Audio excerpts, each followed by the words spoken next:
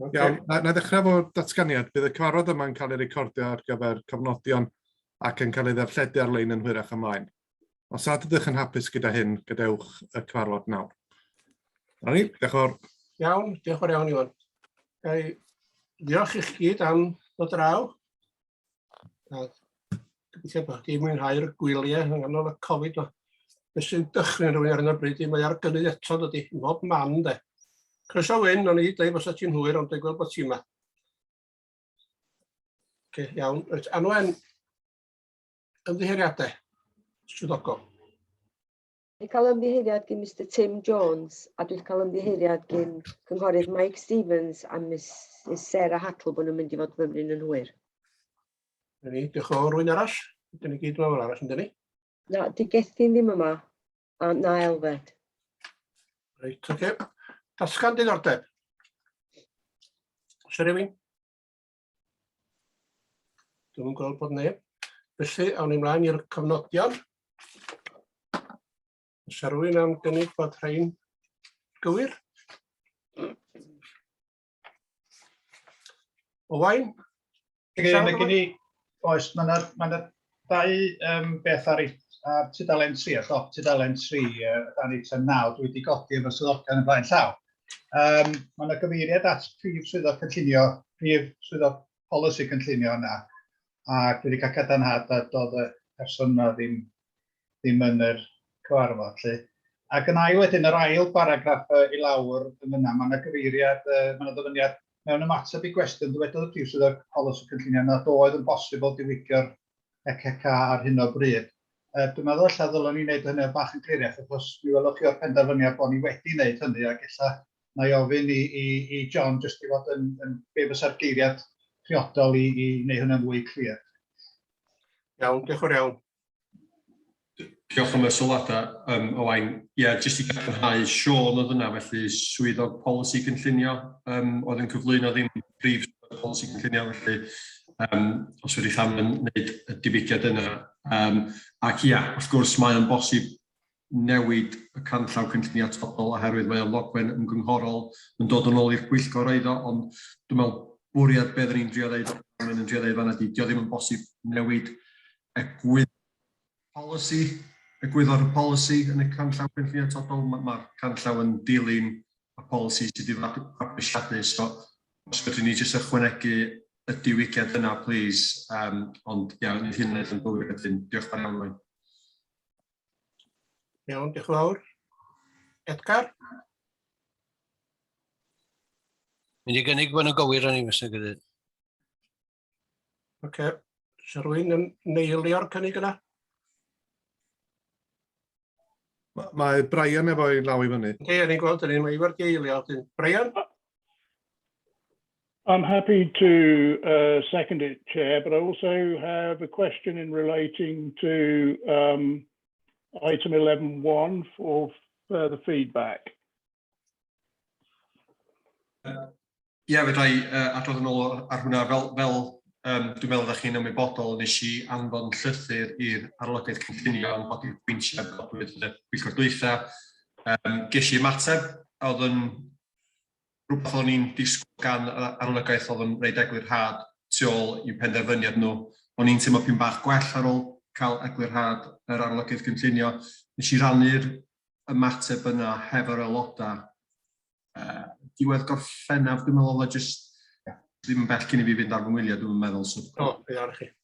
Felly, dwi'n mynd bwriadu wneud dim byd pellach o hwnna, dwi'n meddwl mae'r eglurhad gan yr arolygaeth yn ddigonol. Ond dwi'n meddwl mae'n dweud sicrwydd yn y polisi, bod y polisi dal yn iawn ac yn gyfoes ac yn gweithio'n iawn. Felly, gobeithio bod yna'n iawn efo'r Pwyllgor. Iawn, diolch yn fawr. Thank you. Pawb o blaid derbyn y cofnodion felly, newch chi mynd i'r reactions. Os ydych chi'n blaid, saith werdd yn erbyn y groes goch.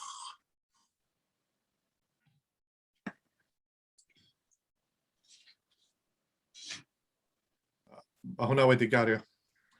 Iawn, wedyn ei adael i'r swyddog dirleu'r hyn ar wan, cyn gyrru mlaen.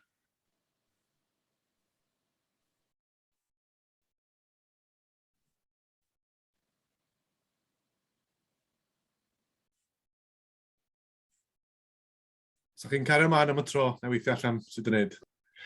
Iawn, oce.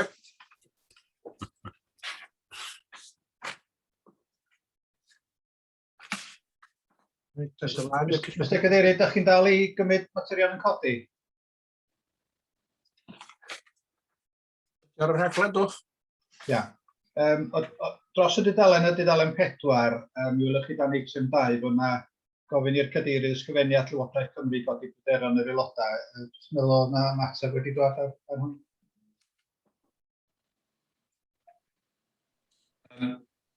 Na, goes, nes i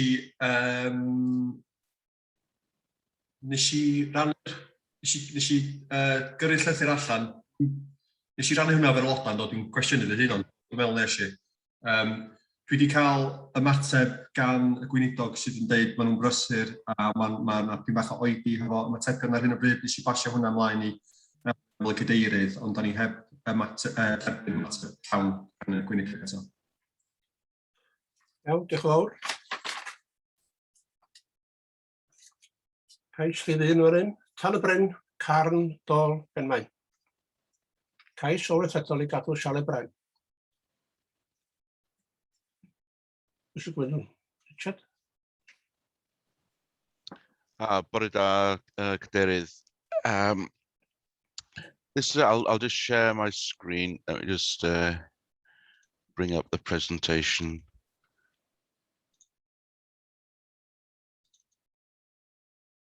Here we go. This is an application in up above Garn Dolben Mine.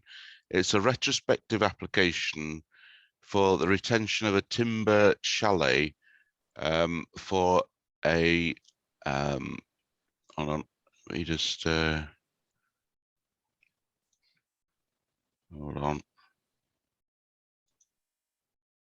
No. Here we go. It's a timber chalet which has gone up without planning permission. It was spotted by myself actually on a different job. It's being used by electrical contractors as an office on land adjacent to their dwelling. It's very small scale and has been unobtrusively located, and obviously it's been painted as well, quite a decent sort of color. It's got 3 workstations in it. One of them would be for the owner of the business who lives very close by, so there'd be no traveling in there. There's a part-time worker who also goes in, and then there's one full-time worker. And what it is they direct their contractors and workforce who have their own vans and can pick up their materials from the wholesalers on Penamser in Porthmadog or Mynediad and go out and do their jobs. The reason it's been brought to committee is that there was an objection from the community council on the basis of the access road which leads up to this facility is narrow, and there's no doubt its forward visibility is restricted in part. Highways have been consulted and they have no concerns about it. On a daily basis, there's only one vehicle that goes up there, which is the full-time worker. None of the contractors go up there. There's no storage of machinery or equipment. They, as I say, they go to the wholesalers in Penamser and pick them up and then go to the job. Second reason that a community council objected was on loss of amenity to the neighbouring residential properties, but we haven't actually had any objections from neighbours, only from the community council, and we've had assurances from the owners that their contractor vehicles don't go there. They do have occasional deliveries, but it is very occasional, and the only one permanent car that goes up there is the permanent employee. conclusions are that it does fit in with policy. It's a small business on the outskirts of a smaller settlement, and I don't think there are significant or any notifiable loss of amenity to neighbouring properties. The recommendation is to approve, subject to the conditions as quoted in the agenda. Iawn, diolch yn fawr, Richard.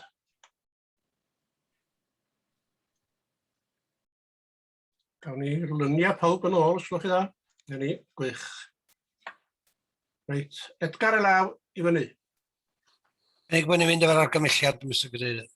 Gwych Edgar, sy'n rwy'n eilio'r cynnig yna? Ifar? Ifar yn eilio. Sy'n rwy'n eisiau siarad? Yeah, please. Dirydd. Ydy hwn yr adeilad ma, os ti'n dod i fewn i'r un, ydy o yn rateable i cyngor i treth cyngor neu beidio? Os ti'n cael ei defnyddio busnes? Yeah, it's not something that I have information on that, I'm afraid. But I can certainly raise it with Gwynedd Council that it now has valid planning permission, and yes, I can certainly do that. Os gwelwch dda, diolch. Iawn, diolch yn iawn am hynna. Alwyn? Diolch i chi, Mr Cadeirydd. Un cwestiwn bach, ydy'r llwybr beicio cenedlaethol yn mynd heibio fan hyn? Ta dwi wedi cael all leoli ar y safle?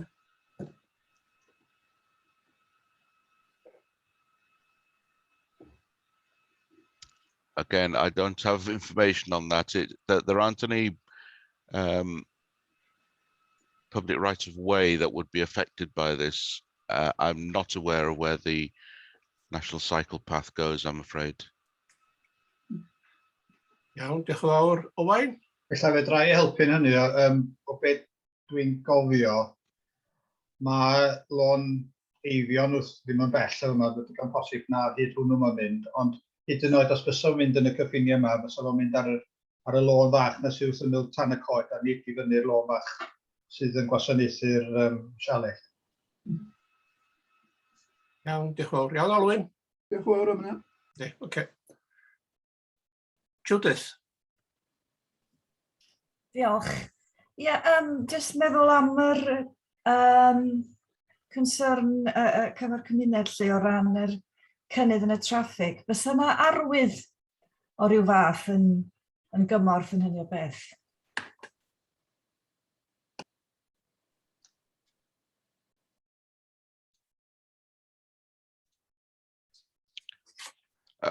As I say, I have consulted with the community, with the Highways Authority. They don't have any concerns. I mean, I'm not sure what signage would alleviate any particular problems. As I say, there is only one vehicle, which may well be the Renault that was in the photograph. It's not a commercial vehicle that goes up there on a daily basis. It's not a van, it's not a lorry, it is a private vehicle for the one permanent full-time staff that goes up and down that lane. It's I'm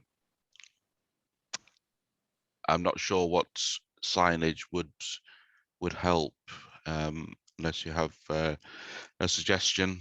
I can certainly raise it with the Highways Authority. Iawn, diolch. Diolch yn fawr. Croeso, Elfed. Ymwneud â swel ges i draffath dod i mewn. Diolch yn fawr swel drwg iawn yn hwyr dod i mewn. Oce, mae'n iawn. Ydy enw Elfed ar y sgrin wan?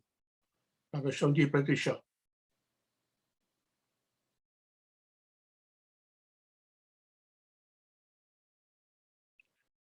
Mynediad y swyddogion setlo hwnna. Brian? Thank you, Chairman.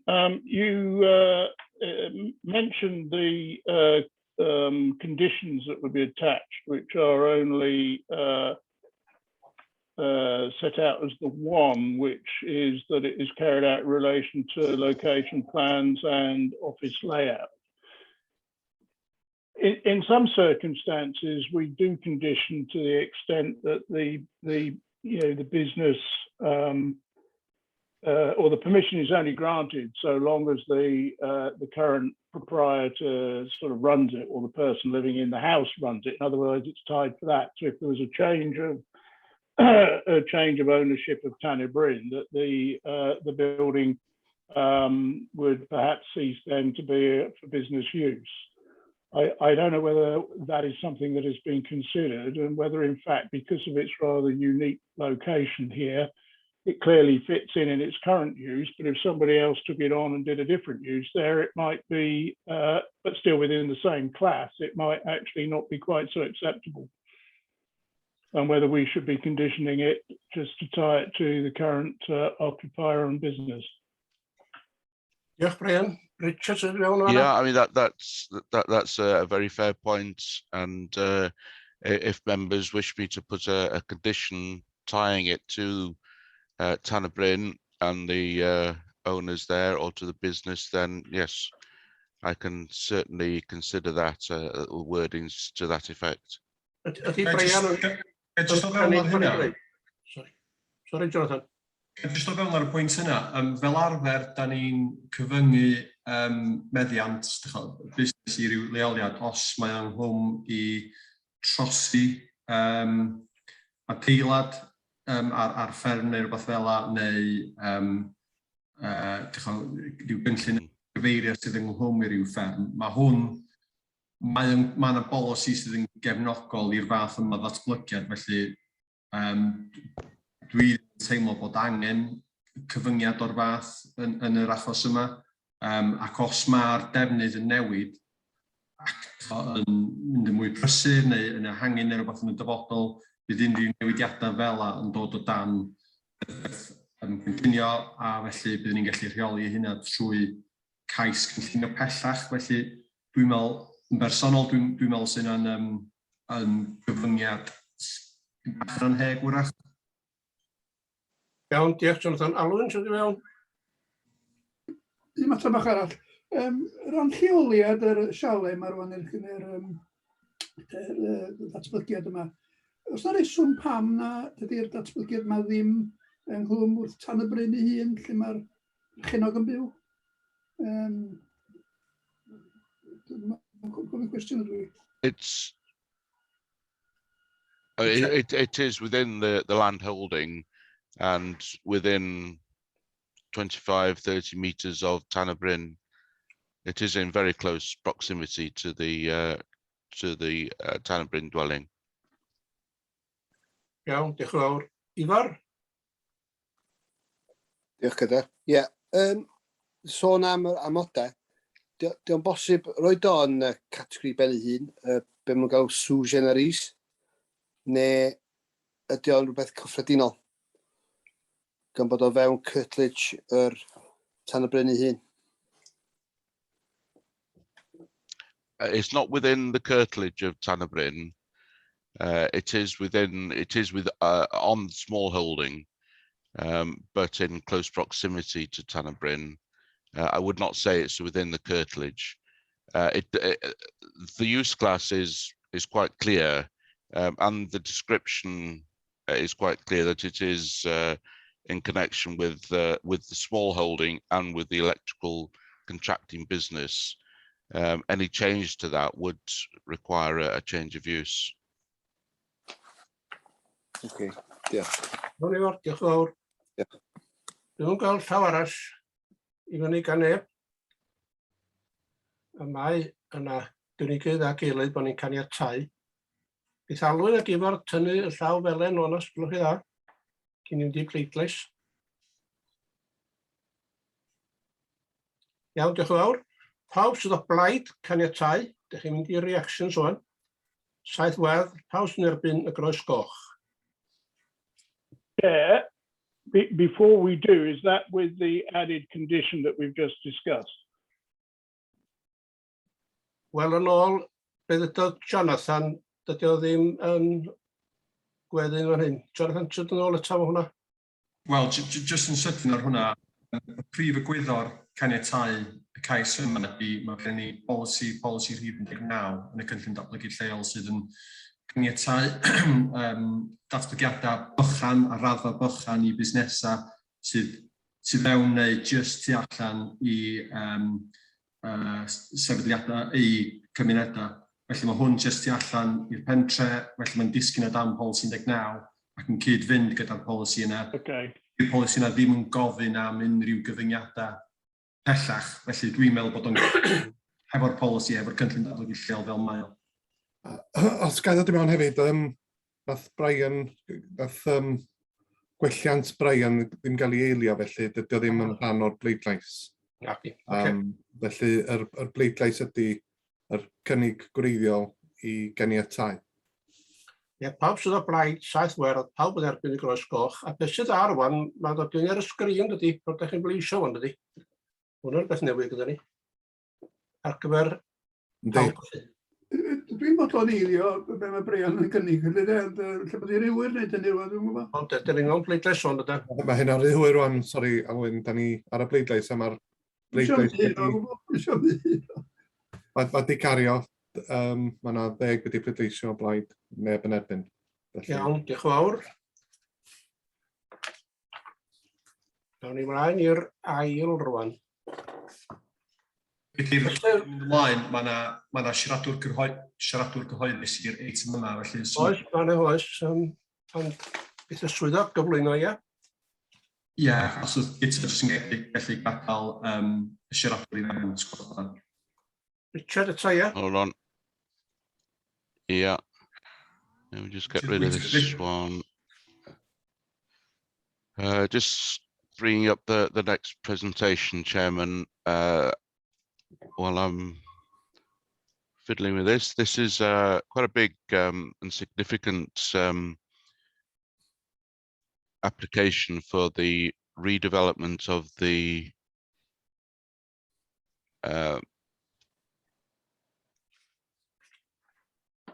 Gwesty Waterloo in Betws-y-Coed.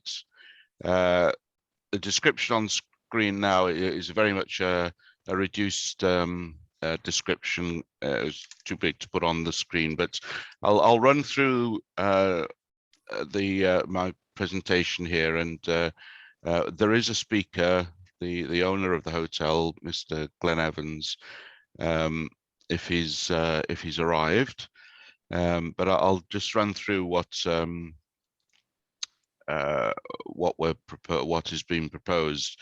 Those of you who will know Betws-y-Coed, that the Waterloo Hotel is really the first development area as you're entering Betws-y-Coed from the A5, A470. It's quite a sprawling hotel in different parts. This is the main hotel. There's a spa and swimming pool, and then restaurants and accommodation on the left-hand side. There's a bit more of another view from the other side of the road. There's also a vacant area to the side of the Waterloo Hotel, which did at one time have a cafe and filling station, which was demolished around about 2007, when as an authority we did consider an application there and approved a mixed development of retail and accommodation. They did make a start, but obviously they didn't finish. It's still a vacant site and used as an overflow car park. Looking down towards Betws-y-Coed on the A5, there are some fairly close by dwellings here. I understand that the Waterloo operators then have now purchased the first dwelling here and using it as an office, but then there are dwellings in close proximity. moving further along, there are some chalets to the rear of the site. Just while we're on this slide, these ones are scheduled for demolition as part of this scheme. There are some more chalets or lodges. Sorry, there's a turning here going left, and there are some more to the rear of the site which are not part of the scheme and are going to be retained. Opposite, there's an overflow car park, and that's also included in as part of this application, as is the land, the open field below the A5, looking towards the Waterloo Bridge. Just to put to memory that there is a footpath being proposed, which will provide a viewing platform of the river and the Grade 1 bridge, which is to provide. And in this area, there will be biodiversity enhancements of tree planting and screening. I do have some animations which I hope is going to. I've got fingers crossed. They are very big files, but we'll see how far we get with them. Let's just see what happens. This is what. Oh, here we go. This is the hotel that was there as part of the Victorian era. I mean, what I want you to imagine is the dormers and the gables and the tower. And we've got, I hope it's working well enough for you. It's working okay for me. An animation running through from Waterloo Bridge along the A5. And what you can see is this gave a real sense of arrival into Betws-y-Coed. It's right on the roadside. And I apologize for the captions. It is no control. It was presented to me like this from the applicant. But as you can see, it was a substantial hotel with gables, dormers, tower, and did extend back from the A5. But for some reason, someone's wise wisdom, it was demolished. This is effectively from where the vacant plot is now adjacent to the site. And if I hold that now, I mean, what we have is a mix of materials. We have stone, we have the tower, we have gables, dormers, and a natural living wall, which we will see from the animations now and the drawings that this is what the applicants have tried to not recreate, but at least hark back to how it was. So we'll just run through this presentation. And going on to the next screen. Is that one running? So just running through this one again.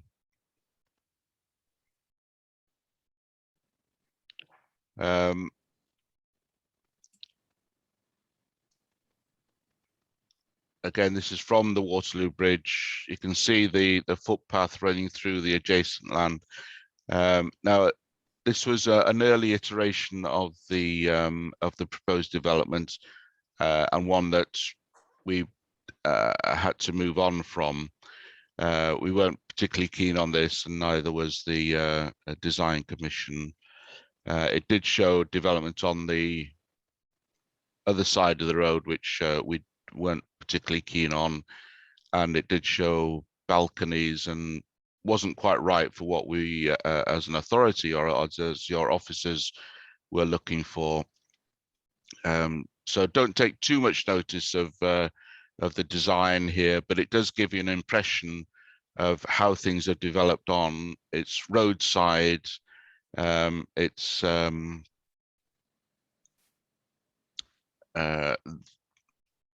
what this does show is the retention of part of the building, and then again it goes moves on to the mixed use development. But again, we've moved on in terms of design, and then I'm not sure it's beneficial now to. I'll move on to the next slide. We've got some artists' impressions here as well, which, I mean, these are now accurate. This is what we are considering. This is the walkway through the adjacent land, which is flood risk. So we did keep all development away from this area, but the walkway through to provide people a walk and a view of the bridge. I mean, there are some inscriptions on the side of the bridge, which at the moment are not visible. So I think that would be a benefit to the listed building. So here we are. If we concentrate on this side of the A5, we have these gateway features, which they're called. There's obviously stone wall capping and glazed balustrade, a redesign of the car park, and then we have the main bulk of the new developments or the proposed developments here, which hopefully gives a good sense of arrival into Betws-y-Coed. But what the applicants have tried to do is to follow the principles of what was lost when the previous hotel was, or the original Victorian hotel was demolished, which is a central tower, which is 5 stories high, topped by a conference room at the top. Typical sort of Betws-y-Coed gables, steep pitches with dormers.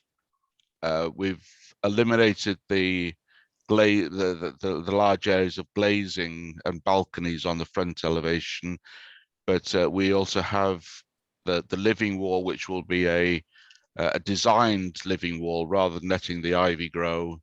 So this is the main bulk of the hotel. That's the existing bit which is to be retained. Moving on. So looking back, this is the mixed use development. So there's retail on the ground floor with accommodation on 2 floors, and then a roof terrace which can't be seen. But the roof terrace does have quite a big bank of solar collectors on for renewable energy. And then that is the site of the existing hotel and the car parking on the left-hand side. Another view that I think this screen has been squashed a little bit. Things are looking a little bit elongated, but these are the existing dwellings along the A5, and then looking back with the planting, it's not going to be a big bulk of building, and I think the roof lines do help to break up the bulk of the building and hopefully give a sense of arrival coming in from the A5 and A470. The conclusion is, I mean, there's obviously a big suite of policies that we have to address. I haven't recreated them in my presentation here, but they are in the agenda. We've looked at all the policies. It does fit in. The only one of concern would be the retail policy 24, I think it is, which would now not permit retail in this sort of area, but the applicants do have a fallback position to the 2007 and 2018 permissions, which have an element of retail in. So we have conceded on that. And so the conclusion is that it does fit in with policies. It is a redevelopment and will, I think the design and the visitor experience are going to be enhanced. And what I can do is update the recommendation. We have had the resurvey of the protected species submitted at the end of August. Those have been very quickly looked at by Natural Resources Wales and this authority's ecologist. I know our ecologist was working quite late, providing me with her assessment of the report. And fortunately, that has come back, and they're in full support. So we can move on from authorization to determine to one of a positive authorization recommendation to approve subject and conditions. So it is the second of the two recommendations. Fortunately, I mean, we don't like to do the authorization to determine. So it is a positive recommendation now to approve subject to the conditions in the agenda. I don't have an awful lot more to add, Chairman. As we do have a speaker if Mr. Evans has arrived and is in the meeting, and I'm happy to take any questions or queries on the report or on the development. Iawn, diolch Richard. Mi gawn ni'r siaradwr y gyntaf, di Mr. Evans yma. Sgwrwch chi dda?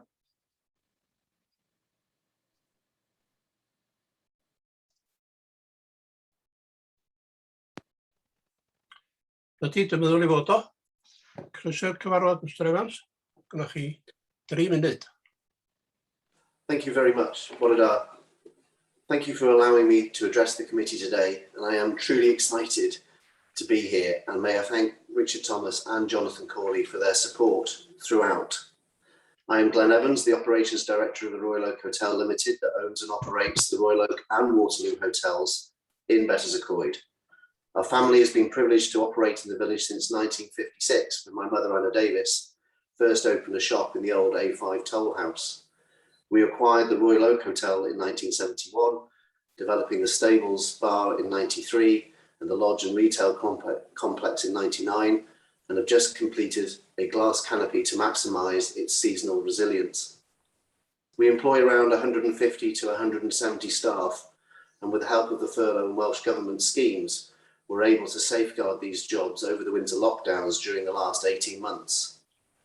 We recognise the importance of this prominent gateway location to both Betws-y-Coed and the National Park, and have engaged with the local planning officer, Design Commission for Wales, as well as completely restarting the design process with a new team in order to enhance the project. The phased plan provides certainty of long-term growth for us. Fundamental is that our visitors and guests should see, hear our language, experience our heritage and community whilst enjoying the best Welsh hospitality, local food and drink. We are committed to follow good design guidance provided by the Welsh Language Commission and ensure its prominent use and display within the development. The rooms in the mixed-use building have been designed to give us the most flexibility all year round, with couples, families, small groups, all at 4-star hotel quality. The cookery school and retail will showcase the best local produce and offer all year round experiences. Local knowledge of attractions and activities, as well as e-bike hire, will ensure that visitors make the most of their stay, leaving their car whilst travelling to the inner park with overnight electric car charging stations as well. The main building will be completely transformed with generously sized rooms of consistent quality in order to meet present and future demand. And the building pays tribute to the original Victorian hotel at this site from the early 1800s, which was demolished in 1967, not by us. The outline application for a spa facility is intended for hotel guests, visitors, as well as local residents to strengthen and add to our sustainability and productivity, particularly in the long off-season and winter months. The development sits within a year-round business and presents personal development and management progression for our existing team. This will assist with initial opening and ensure new staff are working alongside experienced local team members able to share their language, culture, and how this underlines our company values as an independent Welsh family-owned business. Diolch yn fawr. Iawn, diolch yn iawn I chi. Cyn cychwyn trafod, gai groesawu Meg Stevens i'r pwyllgor. Hwn di pwyllgor cyntaf iddo felly. Mae di cyrraedd o'r diwedd. Diolch yn iawn I chi. Reit, mae gennau 3 siaradwr ar y funud. Ifor Lloyd i gychwyn. Diolch yn fawr, Cader.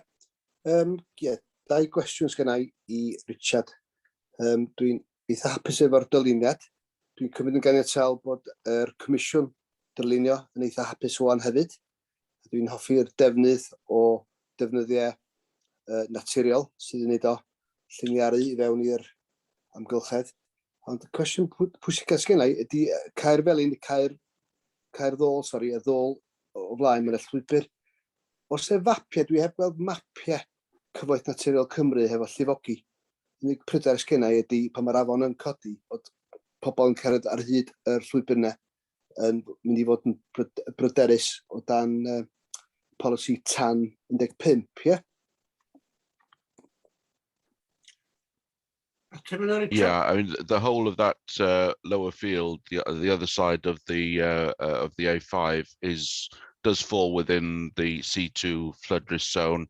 There is a flood consequences assessment has been looked at by NRW, and they are satisfied with the outcome, and have not raised any concerns with the footpath.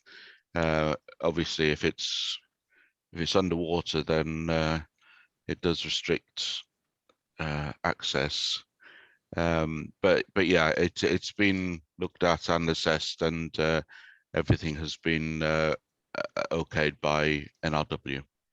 Na fo, yr ail cwestiwn ydy eto polisi Cymru tan 24, sut mae'r llwybr yna yn taro mor agos at bont Waterloo. Dyn nhw'n hapus hefyd? Dydych chi'n hapus o dan y polisi yna? Yes, CADU have been consulted, and they are happy with that. I mean, it does give the opportunity for people to see the inscriptions underneath the bridge, which are pretty nondescript at the moment. I mean, you can't see it going along in your car. So it does provide public access to a Grade 1 listed building, which they are happy with. It doesn't, I mean, there was a heritage impact assessment submitted, and they were consulted on that and are happy with the outcome. No, wel, yn gefn hynny, sgil hynny, dwi'n hapus i cefnogi'r argymhelliad. Ti'n cynnig ynddo? Oce. Dwi'n cynnig. Diolch. Siarad rwy'n eilio?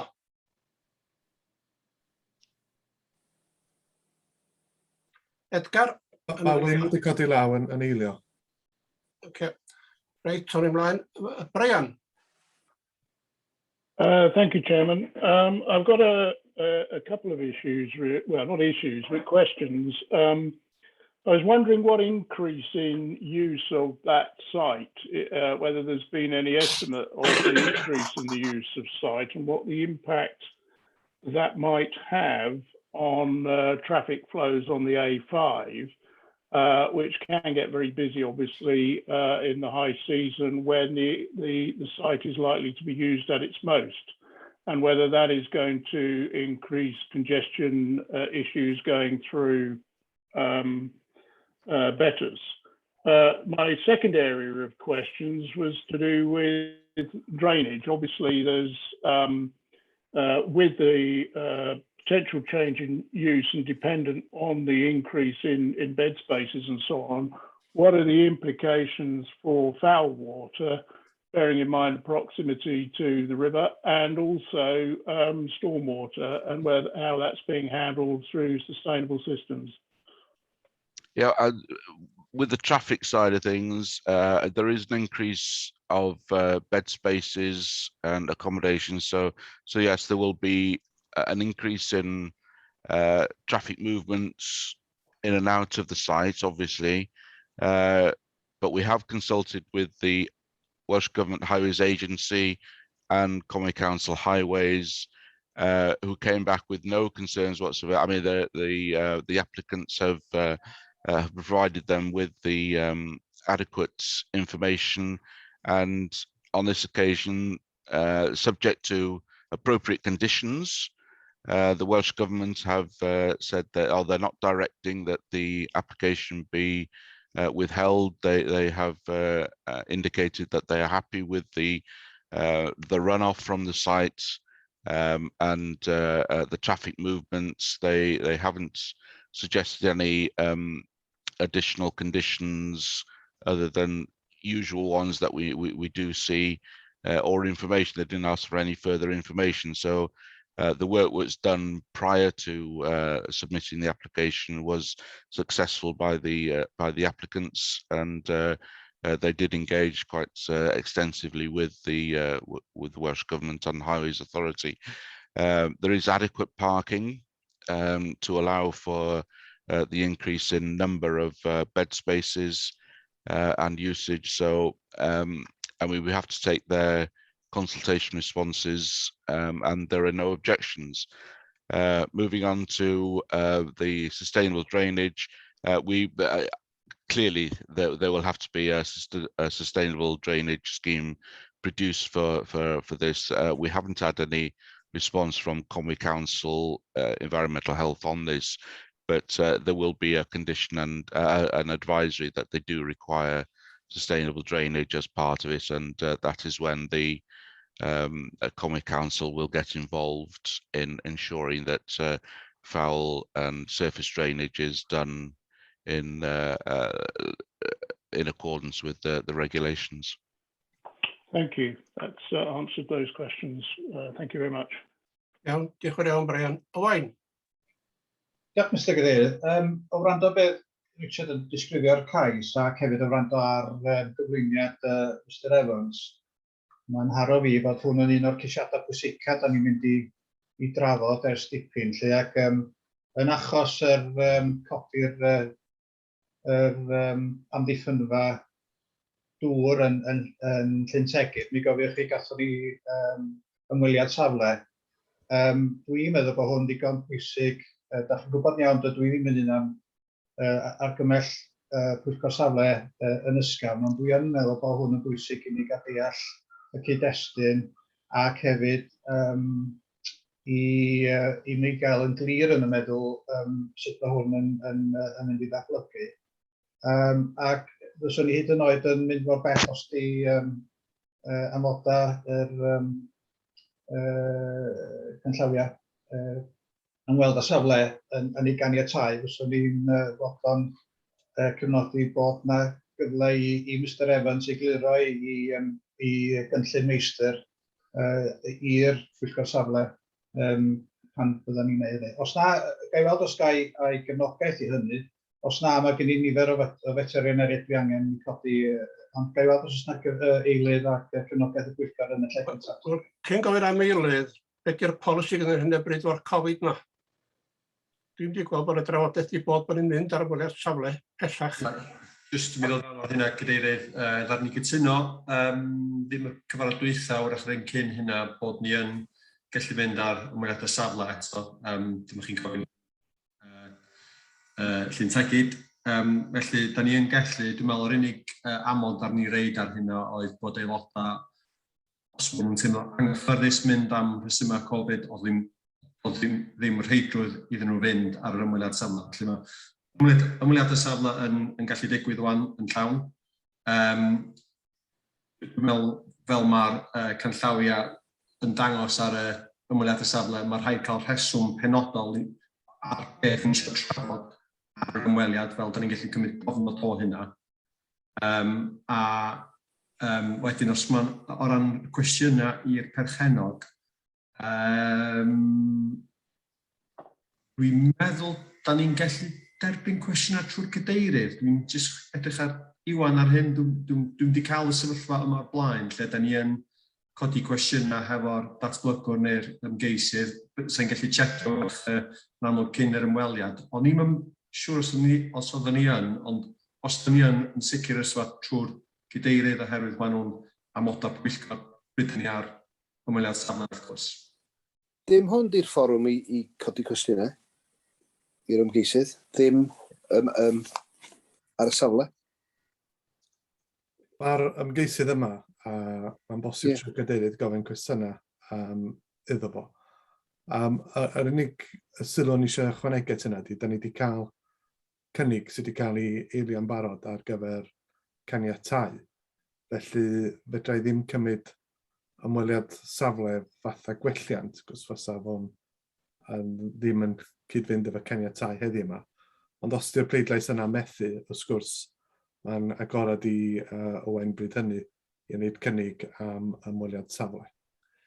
Ga i chwanegu, Cadeirydd, mi ar Owen sôn am Lyn Tegi, bod ni wedi bod o'n nes safle fan'na, ond ers hynny, mae'r Covid wedi lledaenu yn aruthrol trwy Wynedd i gyd, ynde, gan gynnwys penllyn yma. Oedd o'n pedwar oedd yn dioddau yma, 2 wthnos yn ôl, oedd 26 erbyn heddiw. A mi oedd trwy Wynedd i gyd, ond sicr os o'n i ddim yn derfyn y safle, mae'n orfod o risg, ynde. A hefyd, mae Gwynedd wedi gwrthod mynd hefyd yn gweithgor dydd. Ond iawn.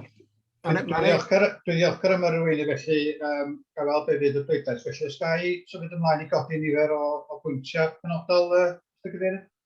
Iawn, croeso. Oce. Gyda'r perchenog, ia? Wel, mae yna rei yn efo'r perchenog, ond cwestiwn technegol i ddechrau, mae yna sôn bod y cais fa yn cwmpasu yr egwyddor o spa ac bwysmolion. Dwi am yn glir i fi o ran yr cynlluniau lle mae'r bwriad yna i ddigwydd. Os oes Richard yn y lle cyfan dangos y cynllun a dangos ni lle mae'r lleoledd i fod lle.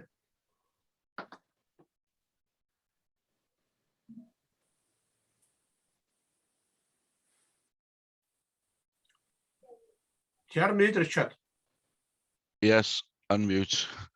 The spa at the moment is in the element that is to be retained, but the long-term plan, which is phase 4, which is an outline application attached to this permission, is to the rear of the site. I mean, I don't know if you recall on my presentations, there was a range of lodges to be demolished. Well, it was just to the left of that. There's another building there which is Can you show on a plan, please? I'll do my best. Yeah. You might have to bear with me while I bring up a plan. Let me just have a look.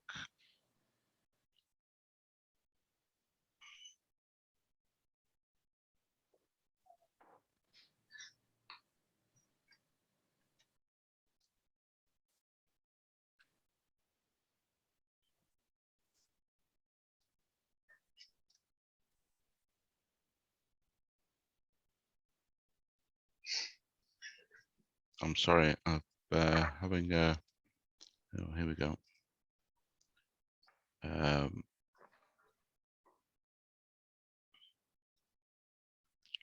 Let me just,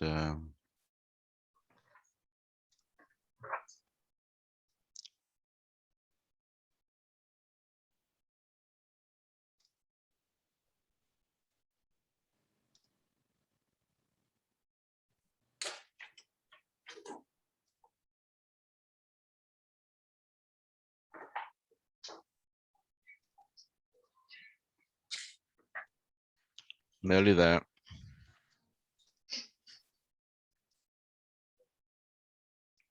Right.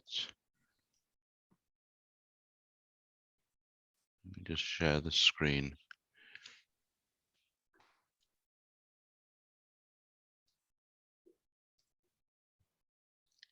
Right.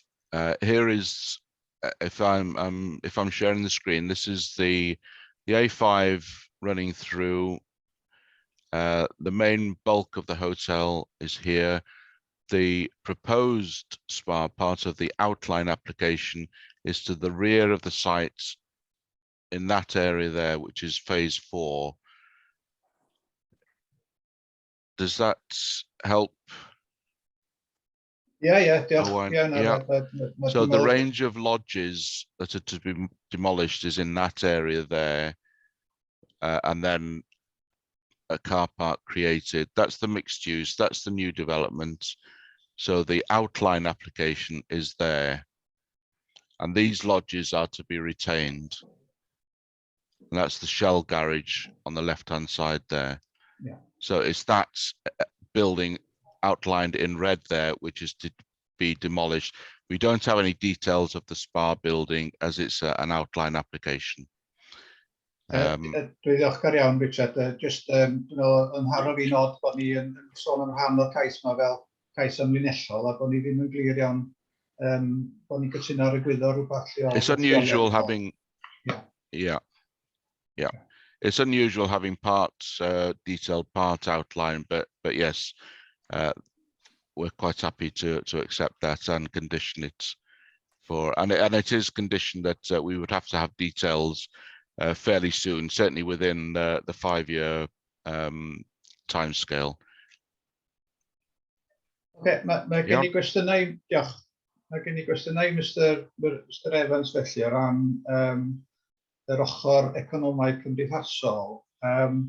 Sorry, Owen, os gada di mewn ar hynna, mae'r cwestiynau yn gorau fynd trwy'r gadar, felly... Mae'n ddrwg gen i, ia. Ie, jyst i wneud yn glir i bawb bod o'n mynd trwy'r gadar os di Elwyn yn gytun i'r cwestiynau. Sicr, carwch ymlaen. Iawn, diolch. Diolch yn fawr. Ia, mi ddisgrifiodd Mr Evans o ran pwysigrwydd economaidd a chymdeithasol ac ieithyddol y datblygiad yma lle, neu fel mai ar hyn o bryd. Mae y polisi gynnon ni ac hefyd y canllaw yn annog datblygwyr i fwyafu neu gwella sefyllfa'r Gymraeg ac hefyd o ran sefyllfa'r economi yn lleol. Ac fi sy'n codi'r mater efo Jonathan y blaen llaw o ran, dwi'n teimlo bod yr amodau ynglyn ag yr ochr yna i'r buddion braidd yn wan ar hyn o bryd. Ac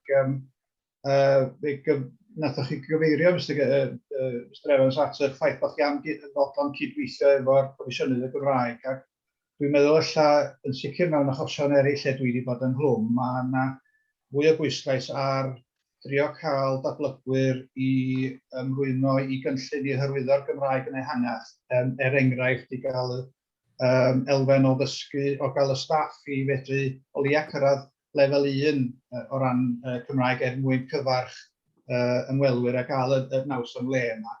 Ond hefyd yr ochr economaidd, nethoch chi bwysleisio'r elfen o gydweithio efo cyflenwyr bwyd a diod lleol, ac eto mae yna le yna i drafod ynglyn ag gael cynllun o ran gadwyn cyflenwi. Ac yn drydydd wedyn o ran sicrhau, da ni gyd yn gwybod ar hyn o bryd bod yna brinder staff o ran yn y maes lletygarwch, ac dwi'n siŵr sy'n Tracy'n cytuno fi bod ni'n amlwg yn trio cael annog gymaint o phosib o'r swyddi sydd yn dod yn wag i gael ei llenwi yn lleol, a tybed os yna le i ni drafod cynllun datblygu sgiliau hefyd. Iawn, diolch yn fawr iawn, Owen. Mr Evans.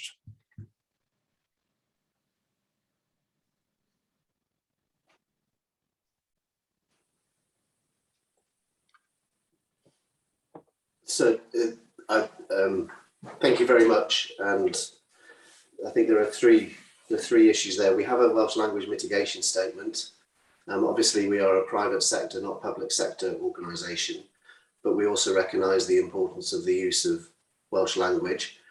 We're fortunate that we have a lot of local already. We have no, by the very nature of our rural business and its location away from major population areas and post-Brexit, we're very much focused upon local staff and their training, skills and development. And we're fortunate that we have a fantastic core of people who already live locally to us. And we're able to recruit and add to this portfolio during an existing business operation, so that, for example, we don't go from an empty business to a full business overnight. We will look to bring on board, skill, develop and train.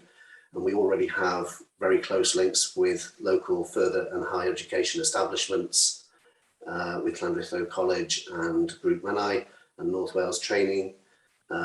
We are engaged with the apprentice programme and the Kickstarter programme in order to maximise our exposure to the local labour market and bring in a phased training development of new staff ready to open up each phase of this project as it goes forward. That's partly the reason why we're phasing it. It's also good business. We understand that. We've operated in Betws-y-Goed since 1956, and we do understand the importance of the Welsh language, and it's just its natural application within a business. And we will look to what we can do in order to achieve those measures. The Waterloo has recently had a programme of hosting Welsh language for new starters with the local community over the last, well, it finished up in 2019 for obvious reasons with COVID. Whether that still continues, we're welcome to support that, but I believe it's moved online, as a lot of these things have during the pandemic. As far as local suppliers is concerned and our supply chain, we heavily use local suppliers at the moment. I believe that, for example, our local spend with the local butcher is over £150,000 a year as it stands. And that's just one of our local suppliers, in addition to a local baker, a local drink supplier. We use a lot of local Welsh produce, and we really want to showcase and build on that, because we are blessed over the last 3 to 5 years with an explosion of quality Welsh local produce, the likes we've not seen in recent years, which is fantastic. And we're really looking forward to showcasing that. And the open kitchen and the cafe, which sits within the mixed use building, is purposely designed to provide an enhancement to that showcase and that experience. We do have a Welsh language mitigation statement that's been submitted to the park. So I don't know if that answers your questions. Diolch, Mr Evans. Owain, sydd yn ôl? Ie, iawn, diolchgar iawn am yr esboniad na. Dwi wedi halonogi gyn yr hyn mae Mr Evans wedi dweud o ran yr ochr cadwyn cyflenwi a'r datblygu sgiliau. Dwi'n meddwl yn amlwg bod na fesur ar y gweill. O ran y Gymraeg, dwi'n meddwl, fel yn dweud, dim just mater o lliniaru, ond hefyd i drio gwella ac mwyaddu cyfleoedd i'r Gymraeg. A fyswn i'n hapusach os fysa yna amod yn gofyn i'r ymgeisydd datblygu cynllun hyrwyddo'r Gymraeg, o bosib mewn cydweithrediad efo'r Comisiynydd y Gymraeg. Ond dyna di'r cyfeiriad mae y cyd-destun polisi yn mynd yng Nghymru, ac dwi'n siŵr fel cyflogwr mawr y bydda ac cyfrifol y bydda cwmni Mr Evans yn falch o gefnogi hynny.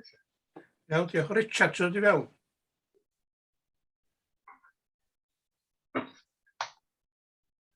Richard, ti ar myd? Yeah, Chairman, I was made aware this week of a condition that was put on for the, well, it's been built at the moment, the Tîm Oilwyn Hotel in Porthmadog. With councillors, you may be aware of this condition, which does refer to a Welsh language mitigation plan, and I'm quite happy to develop that policy for this application as well. I'll just read out what this condition says. The applicant developer must provide a Welsh language mitigation plan for written approval by the local planning authority prior to the occupation of the building, hereby approved. So somewhere along that sort of lines, I'm quite happy to put a condition, and I know that the applicants are happy for that condition to be placed on this permission as well. So that will give us some indication of to develop a Welsh language policy for the Waterloo Hotel as well. It'll be part of their, again, I've seen a copy of their Welsh language scheme. Unfortunately, I've only got it in paper copy. It came in just this week. So, but we can develop this as part of the application and hopefully come up with something that you'd be happy with, councillors. Un pwynt bach, Mr Games, yn gael nid yn unig lliniaru, ond lliniaru a gwella hefyd. Yes. Yeah, I understand that. Yep. Fawr, Edgar. Ia, swn i'n cael llongyfarch Mr Evans a'i gwmni. Dwi'n meddwl bod hwn yn beth da sy'n angen yn Betws y Coed. Mae gennych chi Hilton hyd yn Dolgarog. So, dwi'n meddwl bod hwn yn mynd i wneud lles mawr a fydd o'n yn cyfynnu'r beth oedd i fewn i'r bont o fewn Betws y Coed a dwi'n edrych ymlaen i fynd yno pan fydd o wedi cael ei ddarfod. Diolch yn fawr. Iawn, diolch Edgar. Alwyn? Mae Edgar wedi dweud yn rhan fwyaf yn regas i ddweud y gwir. Dwi'n meddwl bod o'n ddatblygiad cynhyrfus iawn ac mae angen llongyfarch y cwmni mentlus yma ar ei gweledigaeth a ddweud y gwir. Dwi'n edrych ymlaen i weld yr gwaith wedi'i gwblhau yn hynny o beth ac o blwch iddyn nhw. Ond o dderbyn yr hyn sydd wedi cael ei dweud yn barod, sy'n ni'n gefnogol iawn i'r cynllun yma. Beth sy'n poeni fi fwyaf ydy'r awdurdodi yma ar y cymhelliad yma. O'n i'n awdurdodi'r cyfarwyddwr cynllunio i benderfynu ar y cynllun yma. Dwi'n meddwl illa... Dwi'n gwybod os fydd na banel ymweld a'i peidio, ond illa bod na le fan hyn i ni ddod i'w fath o gynllun pendant fan hyn, lle fydwn ni fel corff benderfynu arno fo yn ei gyfanrwydd yn hytrach na bod ni'n dirprwyo'r hawl i swyddogion ymwneud â hynny. Rhaid ddod fewn sydyn ar hwnna, Cadeirydd. Ddari Richard eglur ar diwedd i adroddiad o bod yr argymhelliad wwan yn un am ganiatáu, ddim am awdurdodi fi i gyfarwyddwr i gymryd y penderfyniad. Y rheswm oedd o fel yn y lle cyntaf oedd yna fater ecolegol heb i'w ddatrys i ystyried erbyn ysgrifennu'r adroddiad. Felly oedd o ddim yn bosib bron iddyn ni wneud y penderfyniad heb hynna, ond bellach fel y glurodd Richard, mae'r ecolegydd wedi bod trwy dogfenna pellach gafodd ei gyflwyno cwbl o wythnosau nôl a mae hi fodlon a mae Cyfoeth Tirol Cymru'n fodlon. Felly da ni yn mewn sefyllfa wan i gymryd y penderfyniad heddiw. Diolch, Jonathan. Mae yna gynnig ag eilydd bod ni'n caniatáu beth bynnag ynde. Elfed? Dwi'n Cadeirydd, dwi'n meddwl bod nhw'n brosiect diddorol iawn a dwi'n siŵr wneud o les i ni fel cymeriad. Ddim yn siŵr iawn, eisiau gofyn Mr Evans, trwy chi Israel Skylwyn. 150, 170 yn cael ei cyflogi. Faint yn ychwanegol fydd yn cael ei cyflogi wrth i'r datblygiad yma gael ei wneud? Nes i'n deall yn iawn faint yn ychwanegol o swyddion wedi greu. Cwestiwn i Mr Evans, di hwnna. Ia. A peth arall, yr ail gwestiwn ydy Mr Evans yn defnyddio. Dwi'n gwybod bod yna rei cwmnïau twristiaid wan yn lle cyflogi bobl yr rhan amser a sy'n rhaid cyfla gwael o bobl morgais i brynu tŷ. Dwi ar ddeall na lot o gwmnïau mawr twristiaid wan yn rhoi oriau mawr i rywun trwy'r ha, ond bod nhw'n cadw nhw'n gyflogedig ar hyd y flwyddyn. Bod nhw'n permanent basis, ond wneud i oriau fyny'r ha, ond eto nhw'n cael ei dripffidio fo cyfloga trwy gia, sy'n rhoi cyfla i rywun gael morgais a cael swydd llawn amser, mwy na'r rhan amser.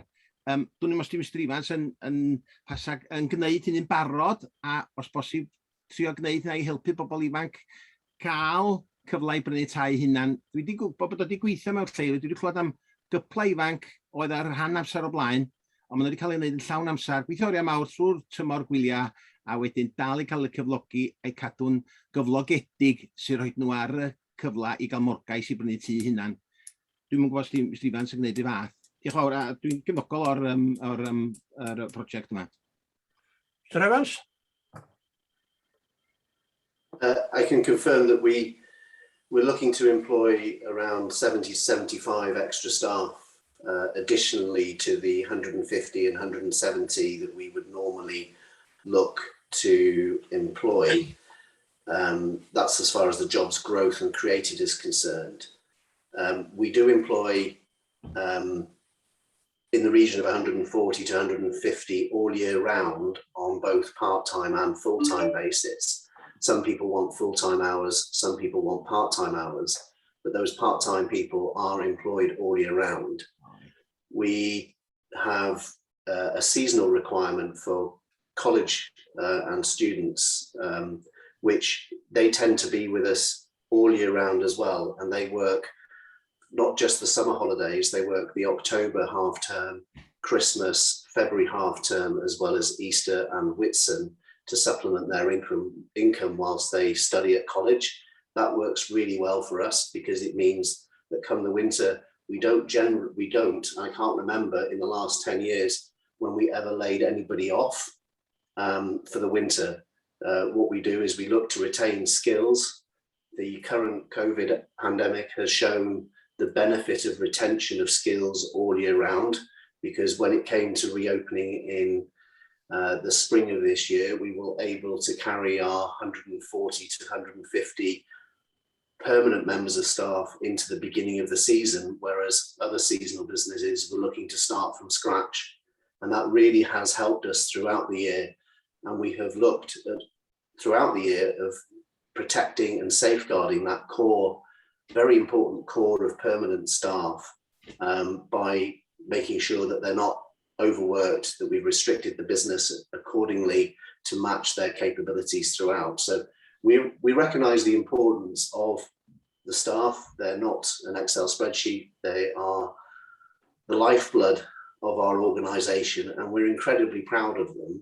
And we're just really looking forward to training and skilling the next generation and the next cohort within the business, and doing it within a new development which has the state-of-art facilities, and it has a very outward-looking approach to both its sourcing, but also the new generation of hospitality workers.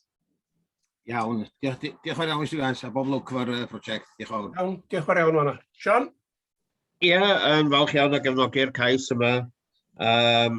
Profiad da i'r ymwelwyr, ac y cwyn sydd bob amser gyda busnesau tu yn y parc, does na ddim digon o lefydd i'r ymwelwyr aros yn yr adran hamdden ag ati, a mae hwn wrth gwrs yn mynd i ledfu broblem, ac mae'n mynd i fod yn le osafon, felly dwi'n falch iawn o gefnogi'r cais yma.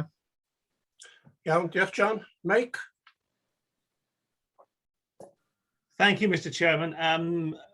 Just to say, I think this is an incredibly imaginative and very bold application, and I'm very supportive of it. We need more and more quality accommodation in Wales, and this is a massive investment by these people, so I'm very supportive of it.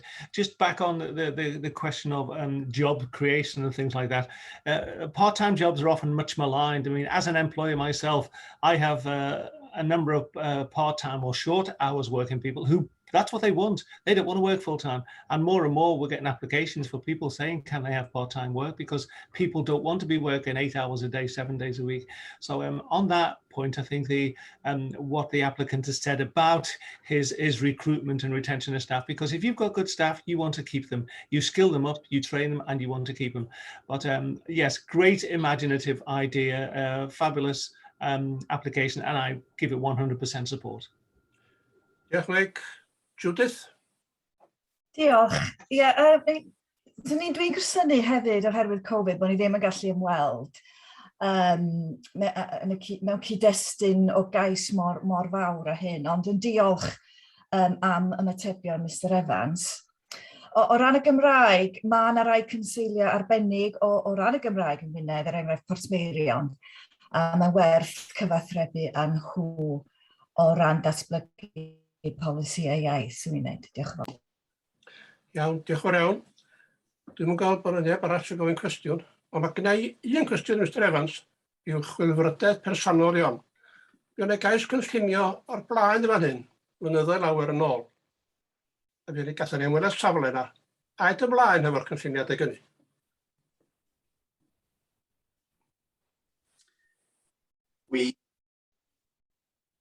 We made a material start, but when we considered the design, the overall design of the building, we felt that we could enhance it.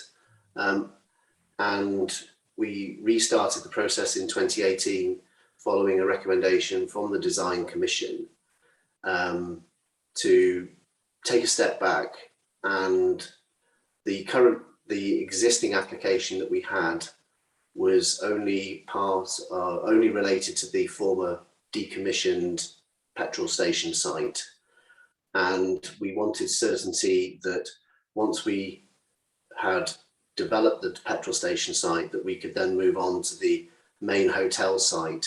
And it was really fundamental to our plan that those two aspects would fit together and complement each other to create a synergy between the two first phases.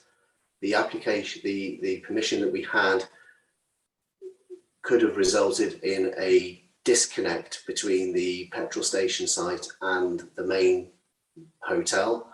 And in order to overcome this, we went back to the Design Commission for Wales, who were very helpful, but also very strong that we should really take a step back and basically consider the overall site with a blank piece of paper. And you will see in your documentation that we have done a substantial amount of heritage analysis and contextual analysis work with the new architects, the landscape architect in particular, as well as the heritage analyst. And that groundwork set the foundation for the reinvention of the scheme in a way that we felt reflects what the visitor will see when they arrive first in both Betws-y-Coed and the Snowdonia National Park from the A5 and the A470 at a prominent gateway location, which reflects the Victorian heritage of the Betws-y-Coed village as far as tourism is concerned, but also the use of the materials that would have gone on when those tourism destinations were first created. So it's been a long journey for us, and we recognise the importance of this sort of arrival gateway, and that's what's driven our desire to make sure that we go back and get the best that we can through the consultation and the design process. Diolch yn fawr, Mr Evans, am hynna. That's clear I mi. Owain? Ie, diolch yn fawr. Ie, un pwynt bach, Secretary, nes i wneud gwelliant o ran yr amod o'r un a cynllun lliniaru ac hyrwyddo'r Gymraeg, ond dwi'n yn cofio i neb eilio, a dwi'n yn cofio, felly cyn i chi roed y peth i fyny os oes yna bobl yn fodlon derbyn y gwelliant yna. Eilio, Mr Cadeirydd. Os ni'n hapus i roed yr amod yna i fel arnodd hefyd. Iawn, na ni, diolch o'r iawn. Reit ta. Iawn i bleidlais rwan. Felly fyddwn ni'n pleidleisio ar yr gwelliant a caniatáu efo'r gwelliant mae Owain wedi. Efo'r gwelliant, ia. Pawb sydd o blaid, caniatáu gyda'r gwelliant y saith werdd. Pawb sydd yn erbyn y gros goch.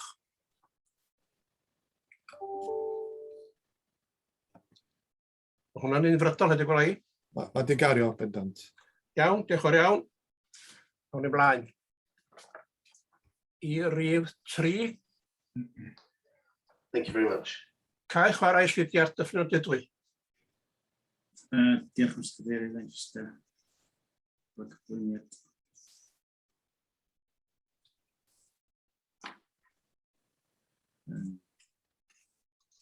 Ie, cais diolch yn Cadeirydd i newid yn y tir, cai chwarae i fas barcio i dat 11 o lefydd i barcio ac cai chwarae presennol yng nghanol pentref dyffnod dydwy. Wel, chi dyma safle sy'n agos i siop lleol ac cyfleusterau eraill yn y pentref lle. Mae cynllun yma'n dangos fel rhan y cynllun un blannu ychwanegol o fewn y safle. Mae'r safle'n presennol, mi oedd o oes chwarae wedi cael ysdipyn, yn sgil ysdipyn, ac mae'r maes chwarae wedi leoli i'r rhan arall o'r pentref. Mae yna floc toiledau ar y safle, ond mae'n floc toiledau nawr yn Cyngor Gwynedd, a mae'n floc toiledau wedi cael jyst peth amser rwan. A fyny ar y safle, fel chi'r cyfysterau yna wedi... Secretary, os oes gallu siarad i fyny, mae'n bach yn bell i ffwrdd. Iawn, Mr Cadeirydd, fel ylwch chi, mae'r cyflwysterau yma'n sicr a ddim yn cael defnyddio ddim mwy. Ers peth amser rwan lly. A mae'r stafell ger y briffordd yn Dyffryn a Dydwy. I rai chi sy'n nabod Dyffryn a Dydwy, mae'n trafferth trwm o'n adwy yn yr ar. Mae pobl yn parcio fan hyn i ddefnyddio'r siop sy'n cyfagos o'r cyflwysterau eraill. Mae maes chwarae wedi leoli ers peth amser oedd y tad i hwn yn 2011 i leoli'r maes chwarae i lle fwy saff, lle mae rhieni yn parcio wrth y safle yma lle. A di ddim o'r cyfyng ar hen safle. Polisia 5.5 ydy'r ei perthnasol. Am ystyried oherwydd y defnyddiau sydd wedi cael ei defnyddio ar y maes parcio newydd sydd Grass Street a'r plan ychwanegol fydd o ddim yn cael effaith andwyol ac hefyd yn hwyson mynediad gwell a mwydiogol i siopa chyflwysterau. Polisia 5 ynglŷn â meysydd parcio newydd yn dweud bod rhaid o ddol ran gynllun rheoli traffig. Mae cynllun rheoli traffig wedi gyflwyno fo ar faes ac sy'n datgan bydd yn cynnytau gwell mynediad. Fel ydych chi wedi gweld, mae'r ardal chwarae wedi leoli bellach ys peth amser. Felly, dim yn golygu bod angen gymaint o parcio ar ochr y briffordd o fewn y pentre. A fydd hwn o ran lles iechyd y diogelwch hefyd fel y bobl sy'n defnyddio'r cyflwysterau yn gallu parcio o fewn y maes parcio yma ac hefyd wedyn i'r cyflwysterau cyfagos. Felly ystyried bod y cais yn dderbyniol gyda amodau priodol. Diolch, Mr Cadeirydd. Iawn, diolch yn fawr, Aled. Edgar. Diolch, Mr Cadeirydd. Dwi'n falch iawn dros bobl Dyffryn ar Dydwy a dwi'n cynnig bod ni'n mynd efo'r argymelliad. Diolch yn fawr. Diolch yn fawr. Syrwyn eilio, Alwyn. Siarad fyd, Alwyn. Cwestiwn sy'n gen i, Mr Cadeirydd. Oce. Ydy'r lleoliad yr maes chwarae newydd ar y map o gwbl? Na, dydy o ddim, Mr Cadeirydd, yn ffodus. Mae o dros ffordd mwy neu lai yr un presennol tuag at gorsaf Dyffryn a Dydwy lle, ond mewn safle mwy diogel lle. Diolch. Oes eilydd i'r cynnig? Na, eilio, Mr Cadeirydd. Iawn, diolch yn fawr. John? Ia, eilio'r cynnig oeddwn ni yn gefnogol i hwn. Falch iawn o weld y cyngor cymuned yn helpu'r ardal yn lleol ac yn dweud fwy o le parcio lle yna cyfnogi'r cais. Diolch, John. Ifor?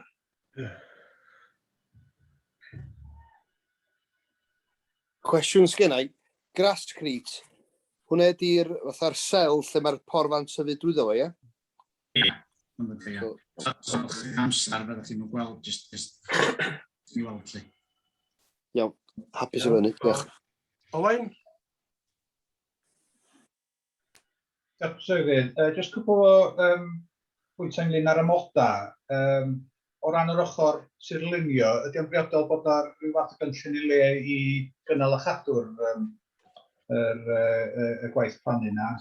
Ac yn ail, o ran amod 4, bydda'n well i roed yn dwyieithog yn unol â pholisi datblygu 18 i fewn, fel bod ni'n sicrhau bod amodau ran y Gymraeg yr ben y Saesneg ac yn y blaen i fewn yn hynny beth. Mr Cadeirydd, ar ran amod tirlunio, amod safonol di hwn, a mae rhaid nhw fod yn gallu cynnal plannu newydd lle am 5 mlynedd oedd yn derbyn yr sylwadau ynglyn â'r amod 4 yn ychwanegu hwnnw. Iawn, diolch yn fawr. Reit, sy'n neb arall eisiau siarad. Eith, pawb sydd wedi gwneud tynnu law felen i ffwrdd, os gwelwch chi dda.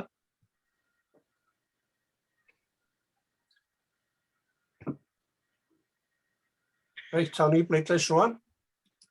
Pawb sydd o blaid, saith werdd, pawb yn erbyn, Croes Coch.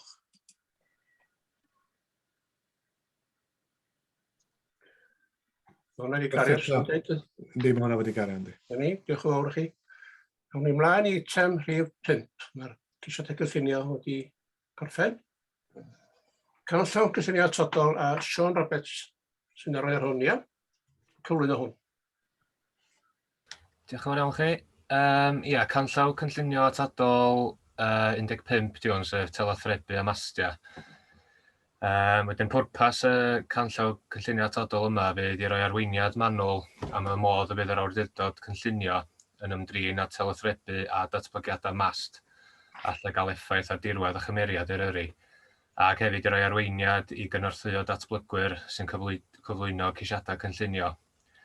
O ran y sefyllfa bresennol efo'r canllaw yma, mi ath y drafft o'r canllaw i weithgor aelodau yn mis Tachwedd 2020, ac yn dilyn y trafodaethau yna, gafodd yna dipyn o newidiadau i awgrymu a gafodd y ddogfen i ddiwygio. Yn dilyn hynny, mi ath y ddogfen allan am ymgynghoriad o 6 wythnos rhwng Mawrth 25 a Mai 6 2021, a mae'r holl sylwadau gyflwynwyd i gweld mewn dogfen ar wahân yn y pecyn. Hefyd, mae'r newidiadau, mae yna grynodeb o'r newidiadau yn yr adroddiad blaen sydd wedi cael ei rhestru fan'na. O ran y cam nesaf ar gymhelliad, yn dilyn unrhyw newidiadau gytunwyd gan y Pwyllgor Cynllunio heddiw ar y fersiwn drafft, Mae'r argymhelliad ydy bod yr canllaw cynllunio atodol yma yn cael ei fabwysiadu a wedyn yn cael ei ystyried yn ystyriaeth gynllunio berthnasol yn symud ymlaen. Ia, dyna hi, dwi'n gwybod os gen nhw'n gwestiwn ar i'r sylwad ar yr canllaw. Iawn, diolch yn fawr, Siôn. Os oes cwestiwn gen rywun? Brian? Thank you, Chairman. I have one very small one relating to paragraph 4.7 on page 80 of the English version, where in a couple of places there on the, I don't know, 1, 2, 3, 4, 5th line in the English version, it says a record of this analysis should be included. And then in the underlined modified bit, it says a landscape and visual impact assessment should be included, etc. I'm suggesting that in English, that would be better written as must rather than should.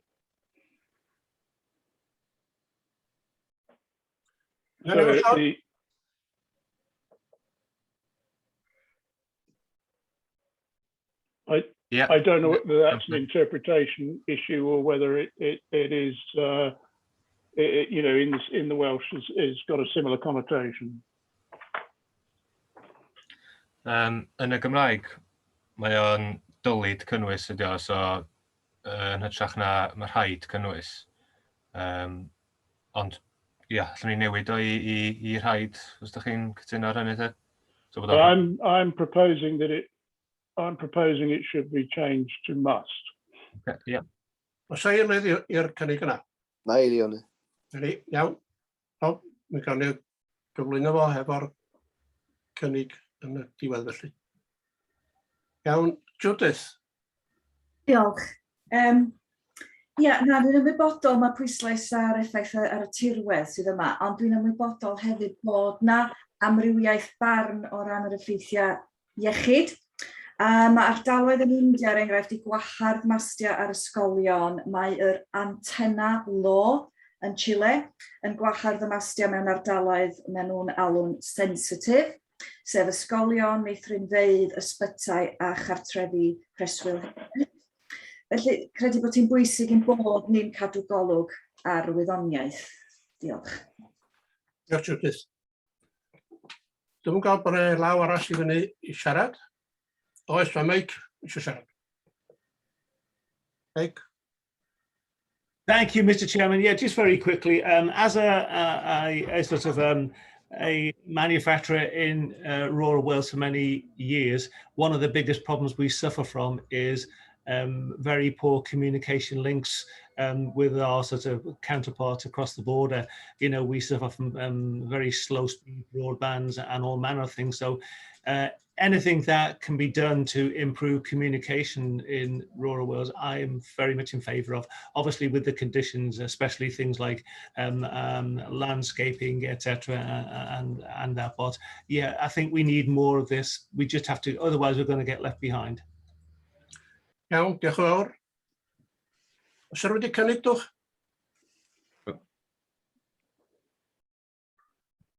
Na i gynnig. Okay. So eilydd? I'll second. Edgar, okay, iawn. Awn ni'n bleidlais felly. Pawb sydd o blaid?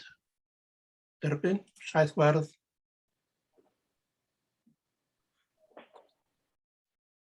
Mae hwnna wedi gario, ynddi? Hwnna wedi gario, ynddi. Iawn, diolch yn fawr iawn. Diolch Siôn am hwnna. Pwyllgor cynllunio a mynediad. Pwy sy'n derbyn hwnnw? Sy'n cyflwyno hwn? Siôn?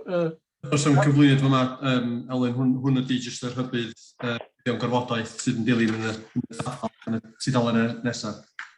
Fel ni'n arfer cyflwyno. Oce.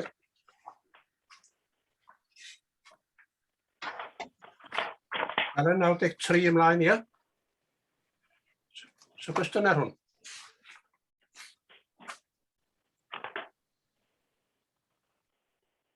Oce, yn disgwyl cais olweithredol, cais o'n ganiatad adroddiad rhestredig gwybodaeth y fanna. Dalen 96, 97, 98, 99. Dyna ni ddwan i dalen 100, yn disgwyl gwybodaeth bellach neu ymatebion i'r rybydd torreolaeth. Dwi'n gwestiwn fanna gyda fi. 101. Mr Cadeirydd? Ie. O gen i gwestiwn, o'n i'n mynd i hyd yn y ddogfen. Ar tudalen 94, efo castell Cydwm Betws Garmon, jyst eisiau diweddariad ar be yr ymateb wedi bod. Ynghylch castell Cydwm Betws Garmon. Cylwr Blair y tir. Ia. Certainly. Sorry? Jane. Certainly, I can provide an update. Basically, we're currently trying to contact the owner in respect to sort of organising an actual visit, so we can ascertain exactly what the situation has been there. Excuse me. I'm conscious that there's been several applications over the years, and it's a point that we just need to get up to date to exactly where they are with the relevant developments that are taking place there. So it is ongoing. Can I just point out to members at this point that Alice Tatum, she's now on maternity leave. So currently, the compliance situation is that relevant officers and myself are basically taking over sort of many of the cases and progressing them forward. Obviously that it's going to take us an additional time, so please bear with us. There will be some delay in that process, but they will be put forward ongoing. Mae'n chydig bach yn gamarweiniol yn deud bod y gwyn yn Mehefin 2021. Mae peth yn ymlaen dros 10 blynedd bellach. Iawn, gan i glywed diweddariad tro nesaf. Diolch yn fawr. Iawn, diolch yn iawn. Awn ni ymlaen felly i dudalen 101. Yw gwestiwn fan'na gyda fi? 102. 103. Ie, 103, cadeirydd. Sorry. 103, cadeirydd. Rhif 29, Pamperthog, gwaith peirianneg.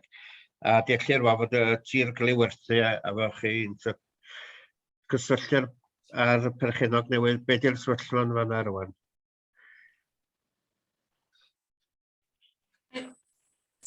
Thank you. The latest situation with that is that I'm actually out to go out on site this week to sort of try and I understand there's further developments there in certain items of the site, including a vehicle. So a site visit is being undertaken this week to ascertain exactly what's going on, to see whether we can actually locate anybody on the land at that time. So that will be an update in respect to that at the next committee. Diolch yn fawr Jane. Ar un beth arall ydy mae o'r development yn dod fewn i'r brif ffordd hefyd o Corus i'r highway sydd wedi wedyn. Diolch yn fawr.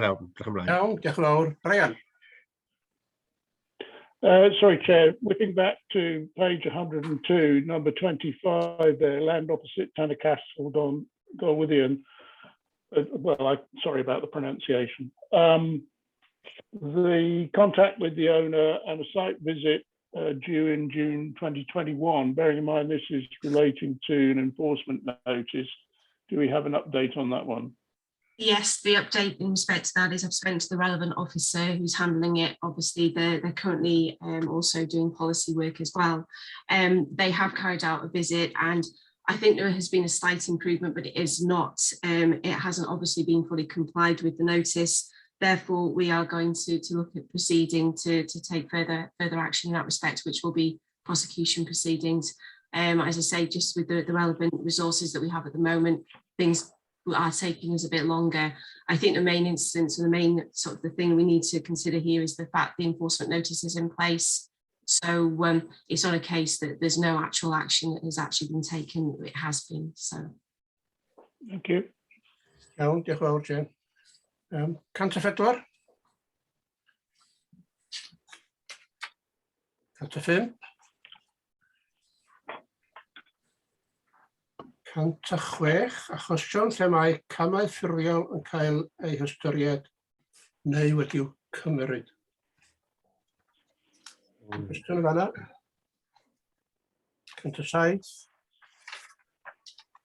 108. 109.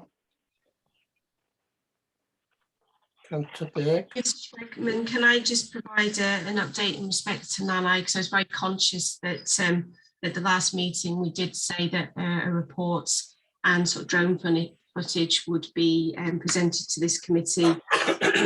I've explained on this committee report that sort of due to sort of rather than leave and trying to organise meetings and so forth to progress this is now not going to be taking place in meetings till September. So I'm anticipating that report and the drone footage will go to the next committee in October.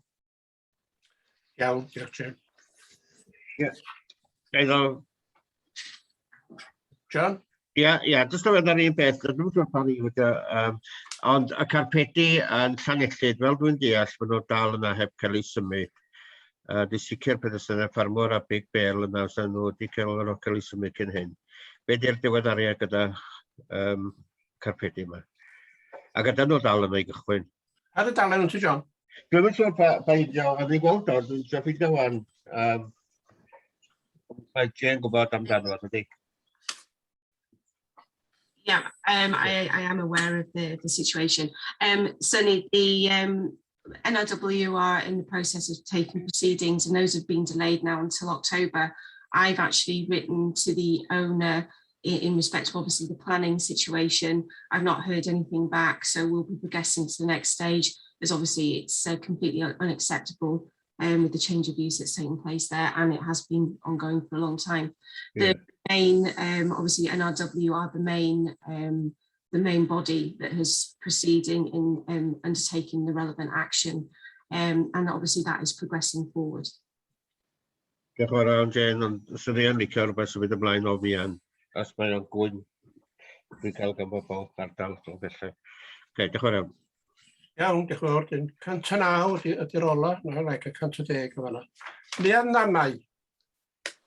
Mae yw'n cwestiwn yn hyn, mae'n amlwg, mae'r arolwg amodau allanol bellach wedi gwblhau, ac mae'n amlwg y bydd unrhyw wragedd dros dro neu barhaol yn gostus. Ydy'r cais wrth lle gwragedd o fanna?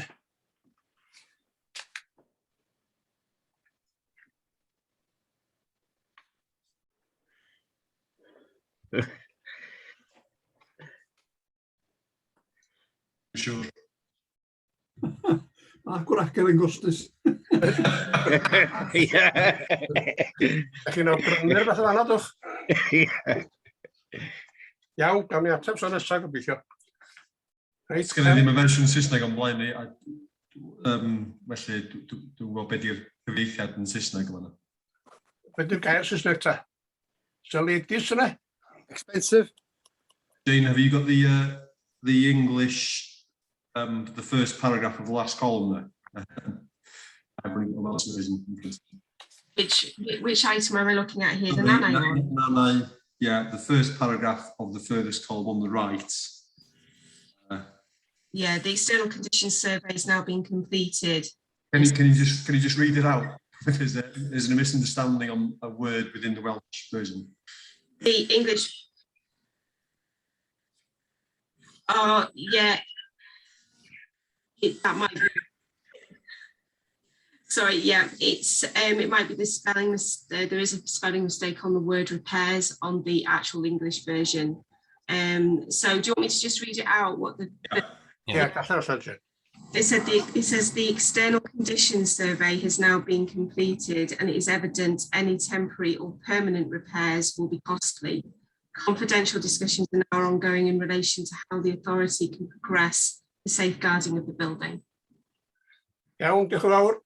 Gawn ni gywiro'r Gymraeg os ei cael. 110, 111. Dyna ni sas y gwestiynau fanna. Awn ni mlaen wedyn i'r gwybodaeth i gytundebau adran 106. Wedyn, dyn ni'n ceisiadau na phenderfynwyd arnynt. Gwybodaeth eto fanna. Rwy'n gwestiwn? Dalen 116. Yes, Chair, I have a question, and so is Owen, I think. Yeah. Okay, Brian. Yeah, mine is in relation to page 117. I'd like some. This is the land at Castellmower, which was the poultry shed, if my memory serves me right, and all the amendments and things that are in there. Bearing in mind it was a long debated, long researched and difficult application. I'd like a bit more information about this and whether it is still in the consultation period and whether it's going to come back to committee. In respect to this application, I'm understanding that it's still going through the consultation, although I think it will be due to sort of be at an end now. I know that there is I think the environmental health, the consultation from themselves, we haven't had any response to that. Obviously, we were going to collate all the information. At this time, I'm not sure whether it was a case that it did need to go to committee. I'm not quite sure whether the Community Council have provided any consultation response to it. I can provide and get an update from the relevant officer for yourselves. Brian?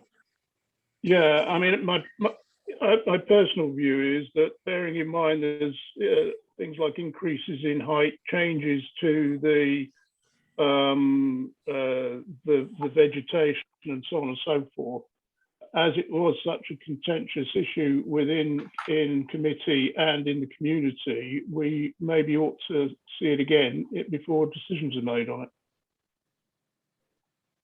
Just ar y pwynt yna, Cadeirydd a Brian, dwi'n meddwl, fel mae Brian wedi dweud, wrth feddwl am y cais yma, dwi'n meddwl yn un fysa ni yn debygol iawn o fynd i'r pwyllgor beth bynnag. Felly, sa'n disgwyl hwn. Thank you. Wel, i'r pwyllgor yma'n barod. Dwi'n gofyn o'n anwybodaeth ydw i fan hyn. Beth yw tyllau pop? Mae'n yr adroddiad yn Llanegrin mae Castell Mawr. Mr Cadeirydd, da chi eisiau mi ddosgan diddordeb a mynd i'r ystafell aros da chi'n trafod hwn? Ie, so well chi'n neud, dwi'n meddwl. Gael berthyn fan hyn.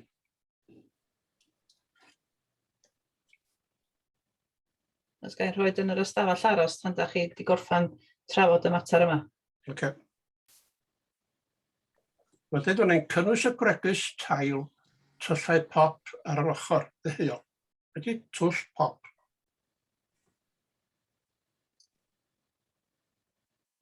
Dwi ddim yn gwybod. o twll pop mewn cwt ieir lle mae'r ieir yn dod allan. O, dyna dio. Dyna be dio. O. So fe roi twll iar, so ni'n gwybod. Yn ymwch ti'n fawr gael drink o pop yna. Iawn, Owain. Diolch, Mr Eirydd. Troi nôl i dudalen 116 a gyntaf ar yr rhestr, sef adeiladau Wtica. Eisiau arweiniad yr swyddogion dwi'n meddwl, mae hwn gynnon ni ers 2 flynedd a hanner bellach. Dwi'n yn gwybod beth i agwedd yr ymgeisydd, ond bydda fo'n fwy priodol yn ni roi'r rhybudd y byddwn ni'n gwrthod hwn o fewn 3 mis, dydyn ni, ac os di'r ymgeisydd eisiau mynd am mater ymhellach, bod o'n gallu mynd i apel ac eich gofyn am gostan erbyn yr adran priffyr am bod mor hir yn afresymol o hir yn dod i benderfyniad, yn dod i argymelliad. Cyn i swyddogion ateb ar hwn, gai atgoffa chi mae gennym ni aelod yn yr ystafell aros wan oherwydd bod ti wedi datgan. A dwi'n credu bod yr eitem oedd hi'n ddatgan ar bellach da chi wedi pasio ymlaen i beth arall do. Dwi'n cymryd bod ni, mae Owain yn ei ôl dudalen, a dwi'n cymryd bod y dudalen 17 wedi orffen. Felly, gawn ni ofyn i Anwen ddod yn ôl i'r gyfarfod. Sori, ond da ni'n meddwl bod o'n bwysig bod ni'n cael y drafodaeth. O, bendant. Ie, Mr Cadeirydd, i'r swyddog achos yn y cais. Ie, Anwen yn ôl. Sorry. Ydy? Aelod bwysig gan dos fyny, a dwi'n tref gwarad yn yma hefyd peth amser. Do. Ond ar pari gwybodaeth i adran priffyr llywodraeth wedyn, mae'n mwy o wybodaeth wedyn. Diweddara, di ma'n di gofyn am arolwg traffig lle. A hefyd oedd llywodraeth yn manylion bod yn defnyddio capal diferbyn, ond dwi'n dall rwan bod y capal wedi ei werthu, so mae'n ystyried so ma'n di gofyn am wybodaeth eto. A dwi wedi bod yn siarad o'r asiant yn mynd yn ei ddarparu fo lle. Iawn, diolch yn fawr. Ond os felly, dylwn ni ddim just gwrthod a wedyn os di'r ymgeisydd eisiau mynd i apel, geith o'i benderfynu fel ar, rhoi cyfle iddyn nhw wneud yr arolwg os dyn nhw eisiau lle. Neu mae hwn yn yw, mae'n ddyletswydd ar i beidio dod i benderfyniad, a mae hwn yn mynd yn hirt bost ydy. Yna i gysylltu efo'r fel dwi'n gwneud yn eitha aml efo'r asiant eto. I ofyn yn ddiweddariad eto. Ie, gawn ni ddiweddariad eto mewn y mis, gawn yr pwyllgor nesaf. Ateb yr adran ydy gynnu, ia? Iawn, Owain? Oce, diolch yn fawr. Penderfyniadau, nag ie, rhestr bethau cefndir er gwybodaeth. Penderfyniadau dirfwriedig, eto er gwybodaeth ceisiadau wedi caniatáu. Dalen 120, 121, 122, 123,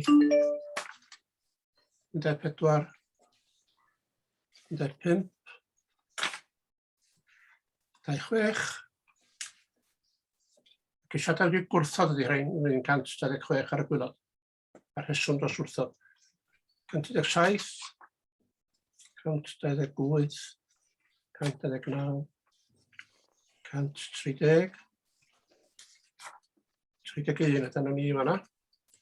Wedyn mae gynnon ni benderfyniad ar ddwy apel er gwybodaeth yn fan'na. A dyna ni, os oes e gwestiwn ar yr apeliadau yma, gan wedi gorffen. Dwi'n gweld llaw neb yma.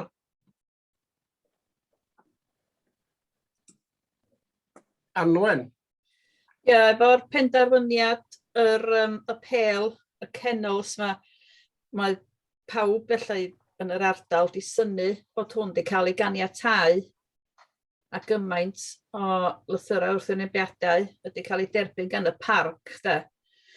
Dwi'n gwybod os a bosib sgwennu i ofyn am eglurhad pam bod wedi cael ei ganiatáu a gymaint o wrthwynebiadau di derbyn, achos mae'n dweud bod o'n newid disgrifiad yr gweithgarau'r safle, mae o'n newid achos bydd anifeiliaid marw'n cael ei storio yna. Mae newid mawr i'r ardal ac anifeiliaid yn dod man trwy'r pentre ac fel mae wedi bod y tacfeydd sydd wedi bod yn y pentre a'r ha yma, weithiau mae'n cymryd fyny hanner awr i rywun deithio, wel, 20 llath. A swn i'n licio gweld un o'r loria yma yn y tagfeydd yn un de. Mae'n dweud prin yw'r dystolaeth ger fy mron i awgrymu y byddai'r cynnig yn annibyniol am unrhyw un o'r rhesymau hynny efo trafnidiaeth a hogla. Dwi'n gwybod lle y parc i wneud dim byd, ond dwi'n bafellwn ni ofyn am eglur had. Jonathan? Ie, yn amlwg mae'r eglur had tu ôl penderfyniad yn yr adroddiad y pêl.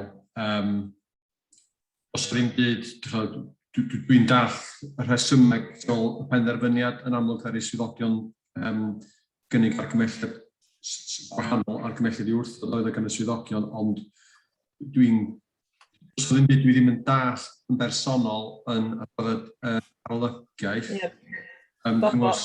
Bobl yr ardal sy'n yn dall pan bod wedi cael ei chyd yn nhw'n dall y jargon yr cynllunio na dyn, pan bod wedi cael ei ganiatáu. Ie, dwi'n siŵr beth fydda i sgodi hefo'r arolygaeth, enghraifft ar... Di'r arolygu gwybod am mae'r ffordd i fyny o'r pentra, dim yn brif ffordd. Yn hynna, maen nhw'n cydnabod yn yr adroddiad bod y ffordd yn gul ac yn droellog, ond maen nhw'n dweud niferoedd o symudiadau wedi mynd i fod tua 10, dwi'n meddwl, y diwrnod, doedd yna ddim gwrthwynebiad gan y cyngor sir, cofio'n iawn, a mae'n dweud hynna yn yr adroddiad hefyd. Maen nhw wedi, dwi'n teimlo, mae'r arolygaeth cynllunio wedi egluro i safbwynt nhw'n hwn, felly dwi'n siŵr bod fysa'n gallu sgwennu at nhw i godi. Ar ni'n gwneud hyn yn y pwyllgor dwytha fel ydych chi'n cofio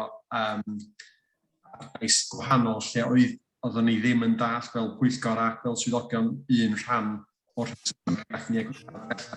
Yn hwn, dwi'n meddwl, dwi'n teimlo'n bersonol, maen nhw wedi egluro pob safbwynt, wrach da ni'n gytuno bob beth, ond dwi'n dall bob beth maen nhw wedi dweud. Felly, dwi'n siŵr beth chi'n gwneud.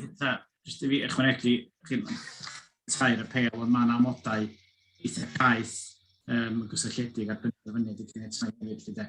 Mae'n gwneud dipyn o waith cyn nhw wedi dechrau defnyddio ysgolau, lle. Neu'r amodau ymlaen i chi anwen. Oce, diolch, Howard. Edgar? Fysa fo'n iawn yn briodol i roid yr adroddiad ar hysbyswr y pentrefi? Neu roed yr cyngor cymuned? Di cyngor cymuned y cael hwn? Ni'n gallu anfon ymlaen fysa'n i'r cyngor cymuned, sy'n anfon yr adroddiad ar y pêl i'r cyngor cymuned, a wedyn mae fyny iddyn nhw be maen nhw eisiau gwneud efo hynny. Wedi gyrru'r adroddiad ymlaen i'r cyngor cymuned eisiau. Bem symudleiddio rhai o'r termau iddyn nhw, os nhw'n dall yr iaith. Ie. Iawn, diolch yn fawr. Iawn, diolch yn iawn. Diolch. Dyna ni felly, dyna ni gorffen y cynllunio. Dyna'r bwyllgar arall yn dilyn rwan os da. Dyna'n dilyn sydd, dyna'n ni'n capanad neu fe. Mae yna weithgor yn dilyn rwan oes. Dwi'n gwybod, dwi'n siŵr bod pawb eisiau rhywfaint o doriad, felly